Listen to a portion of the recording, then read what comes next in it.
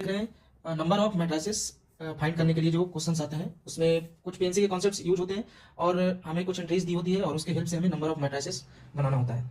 तो इससे पहले जो पूछा जाता था नंबर ऑफ मैट्रिसेस का क्वेश्चन, उसमें इतने सेट्स नहीं दिए हुए होते थे, वहां पे तो सिर्फ कितने नंबर ऑफ मैट्रिसेस फॉर्म होंगे। लेकिन क्वेश्चन को लेंथी बनाने के लिए इस बार 28 जनवरी मॉर्निंग शिफ्ट का जो क्वेश्चन है, इसमें कुछ सेट्स दिए हुए हैं और इस बार 3 टाइप के मैट्रिसेस बन रहे हैं और उन तीनों टाइप्स से जो सेट बन रहे हैं उनका यूनियन हमें फाइंड करना है। तो ये क्वेश्चन जो है हमारा 28 जनवरी मॉर्निंग शिफ्ट मेंस 2025 का है।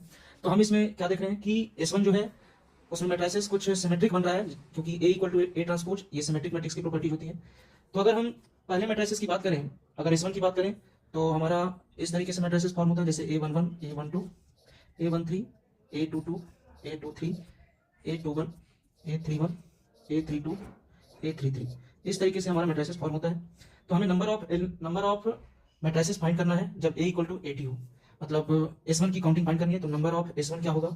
नंबर ऑफ S1 वो होगा जिसमें हम मैट्रिसेस को कितने तरीके से बनाएं कि जो वो मैट्रिसेस हो वो हमारा सिमेट्रिक मैट्रिक्स हो। तो ये डायगोनल एलिमेंट होते हैं सिमेट्रिक मैट्रिक्स में, ये हमारा डायगोनल एलिमेंट है और यहाँ पे जो एलिमेंट होता है वही एलिमेंट उस साइड होता है। जो यहाँ पे एलिमेंट है, मतलब ये सिमेट्रिक मैट्रिक्स की प्रॉपर्टी होती है, वही एलिमेंट यहाँ पे होता है। तो हमारे पास जो एलिमेंट्स हैं वो 5 एलिमेंट्स दिए हुए हैं। तो आप देख पा रहे हैं कि अगर हम डायगोनल एलिमेंट्स को अगर फिलअप करते हैं तो इसको भरने के नंबर ऑफ वेज कितने हैं? इसको भरने के 5 तरीके हैं, इसको भी भरने के 5 तरीके हैं और इसको भी भरने के 5 तरीके हैं। तो अगर हम नंबर ऑफ S1 की बात करेंगे तो वो कैसे हम लिखेंगे इसकी काउंटिंग? तो डायगोनल एलिमेंट्स को भरने के लिए 5 तरीके, मतलब 5 की पावर 3, 5 इंटू 5 इंटू 5। अब अगर हम डायगोनल एलिमेंट्स हट के जो चीजें हैं उनको भरने की कोशिश करते हैं तो इसको भरने के भी 5 वेज हैं और इसके भी 5। तो 5 वेज और 3 another positions of symmetric matrices, उसको फिलअप करने के 5 वेज हैं। तो इसके लिए भी हम 5 इंटू 5 इंटू 5, मतलब 5 की पावर 3, इस तरीके से हम काउंट करेंगे। अब सिमेट्रिक मैट्रिक्स में क्या होता है? A इक्वल टू 80 होता है, मतलब ये एलिमेंट और ये एलिमेंट दोनों क्या होगा? सेम होगा। तो सेम होगा तो आप कैसे भरोगे इसे? जिस तरीके से आप इसको भरे वही एलिमेंट यहाँ पे भी फिलअप होगा, वही एलिमेंट यहाँ पे भी फिलअप होगा और वही एलिमेंट यहाँ पे भी फिलअप होगा। तो उसके लिए हम कितने तरीके? 1 वेज फॉर अदर 3 प्लेसेस, उसको फिलअप करने के एक ही तरीका है कि जैसे आपने इसको फिलअप किया वैसे ही इस प्लेस को भी आप फिलअप कर सकते हो। तो इस तरीके से हमने क्या फाइंड कर लिया? नंबर ऑफ S1 फाइंड कर लिया। अब हम आते हैं दूसरे कंडीशन पे, S2 पे आते हैं। तो S2 में क्या है? S2 में हमारा A इक्वल टू -80 है। तो A इक्वल टू -80 कब होता है? ये स्क्यू सिमेट्रिक मैट्रिक्स के लिए होता है। हमें स्क्यू सिमेट्रिक मैट्रिक्स फॉर्म करना है।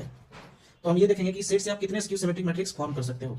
तो स्क्यू सिमेट्रिक मैट्रिक्स की प्रॉपर्टी होती है कि उसका डायगोनल एलिमेंट 0 होता है, जबकि हमारे पास इस बार S में कोई भी 0 गिवन नहीं है। Skew symmetric matrix diagonal elements are should be 0, diagonal elements should be 0। और जब तक 0 होगा नहीं तब तक हम स्क्यू सिमेट्रिक मैट्रिक्स नहीं फॉर्म कर सकते। तो यहाँ पे तो 0 है नहीं, तो हम स्क्यू सिमेट्रिक मैट्रिक्स फॉर्म नहीं कर सकते। सो नंबर ऑफ S2 क्या हो जाएगा? नंबर ऑफ S2 हमारा 0 हो जाएगा। तो ये हमने नंबर ऑफ S2 तक तो फाइंड कर लिया। तो स्क्यू सिमेट्रिक हम एक भी मैट्रिक्स नहीं बना सकते। अब हम आते हैं तीसरे सेट पे। तीसरे सेट की प्रॉपर्टी देखिए बच्चों, यहाँ पे गिवन है A11 A1 A22 A33 equal to 0, मतलब हमें डायगोनल एलिमेंट्स का सम जो चाहिए वो 0 चाहिए। तो अगर तीसरे कंडीशन की हम बात करते हैं तो A11 plus A22 plus A33 equal to 0 चाहिए। अब कितने तरीके से हम 0 बना सकते हैं? तो हम चलिए केस काउंट करते हैं। तो केस 1 में हम क्या ले सकते हैं? केस 1 हमारा ये हो सकता है कि हम A11 को 2 ले लें। हमारे पास सेट कौन कौन से हैं? सेट आप देख पा रहे हैं, सेट हमारा है ये -3 -2 -1 1 एंड 2, मतलब -3 से लेकर 2 तक लेना है और 0 नहीं लेना है। तो पहला केस हमारा ये हो सकता है कि मैं इसको 2 ले लूँ, इसको 1 ले लूँ और इसको -3 ले लूँ। तो ये केस हो सकता है। तो हम यहाँ पे क्या देख रहे हैं? इन तीनों का सम 0 आ रहा है, तो ये केस है। उसके बाद केस 2 हम क्या ले सकते हैं? यहाँ एलिमेंट रिपीट भी हो सकते हैं, ऐसा कुछ नहीं है। तो एलिमेंट हम रिपीट भी ले सकते हैं। तो 1 + 1 और -2, ये भी 0 दे रहा है। तो दूसरा केस आ गया यहाँ से। अब हम तीसरा केस सोचते हैं, क्या और कोई तरीका है जिससे 0 बन सकता है? तो हाँ, 2 बार आप अगर -1 लेते हो तो -1 और ये -2 हो गया और फिर आप 2 ले सकते हैं। तो ये 3 केसेस पॉसिबल हैं। तो अगर 3 चीजों को 3 जगह पे अरेंज करने हैं तो उसके तरीके कितने होते हैं बच्चों? फैक्टोरियल 3। और अगर यहाँ पे आप अगर देखें तो 2 चीजें रिपीट कर रही है तो उसके लिए रिपीटेशन के लिए हमें फैक्टोरियल 2 से डिवाइड करना होगा। यहाँ पे भी वैसा ही फैक्टोरियल 3 तरीके से अरेंज किया और 2 चीजें रिपीट कर रही है तो फैक्टोरियल 2 से डिवाइड करना होगा। तो इसके टोटल नंबर ऑफ वेज आ गए। ये तो मैं डायगोनल एलिमेंट फिलअप कर रहा हूँ। तो टोटल नंबर ऑफ वेज आ गए यहाँ से 3 2 6, ये आ गया हमारा 3 और ये आ गया हमारा 3, मतलब टोटल 12 केसेस हैं, मतलब 12 तरीके हैं जिससे हम इसके डायगोनल एलिमेंट्स को फिलअप कर सकते हैं। मतलब मैं S3 की बात कर रहा हूँ, तो हमने S3 में डायगोनल एलिमेंट फिलअप कर लिया। इसके जो नंबर ऑफ वेज आए वो 12 आ गए। इसके नंबर ऑफ वेज कितने हो गए? 12। डायगोनल एलिमेंट को भरने के तरीके 12 आ गए। तो हमने डायगोनल एलिमेंट तो भर लिया, इसके नंबर ऑफ वेज आ गया हमारा 12 वेज।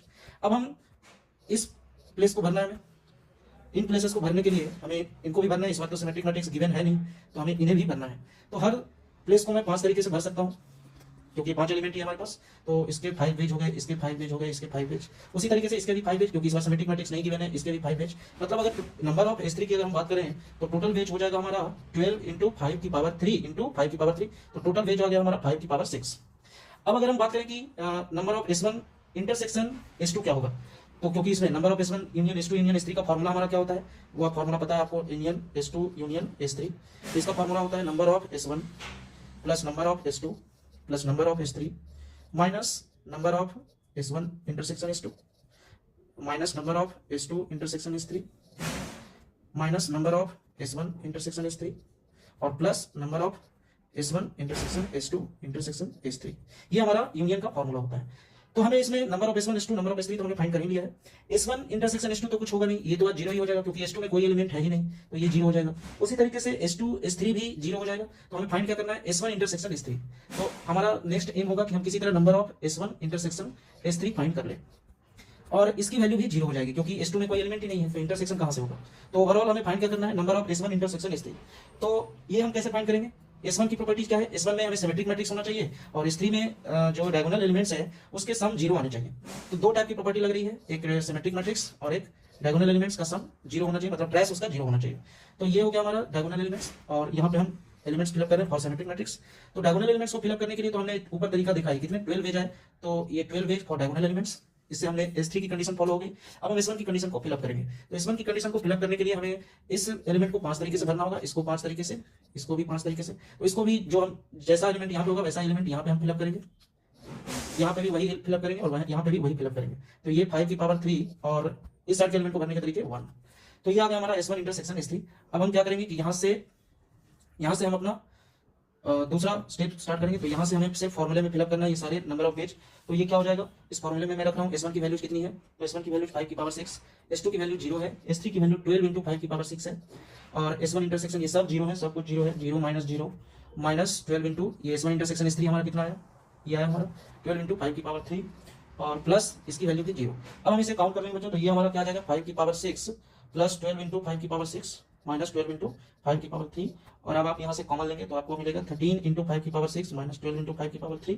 यहाँ से आप 5 की पावर 3 कॉमन ले लोगे तो यहाँ से आपको मिलेगा 13 इंटू 125 माइनस 12 और 125 इंटू 13 कितना होता है बच्चों यहाँ से, तो 375 और 125 तो ऐड किया तो 5 2 और 1625 माइनस 12, तो यहाँ से 125 इंटू 1625 दिख रहा है। और ये किसके इक्वल टू है बच्चों, हम क्वेश्चन में अगर जाके देखें तो ये 125 अल्फा के इक्वल दिख रहा है। तो ये काउंटिंग 125 अल्फा के इक्वल दिख रहा है, तो 125 अल्फा के इक्वल, तो अल्फा की वैल्यू हमें क्या दिख रही है, यहाँ से 1325 में से 12 माइनस किया तो 13 दिख रही है, तो अल्फा की वैल्यू 1613 हमें मिल रहा है।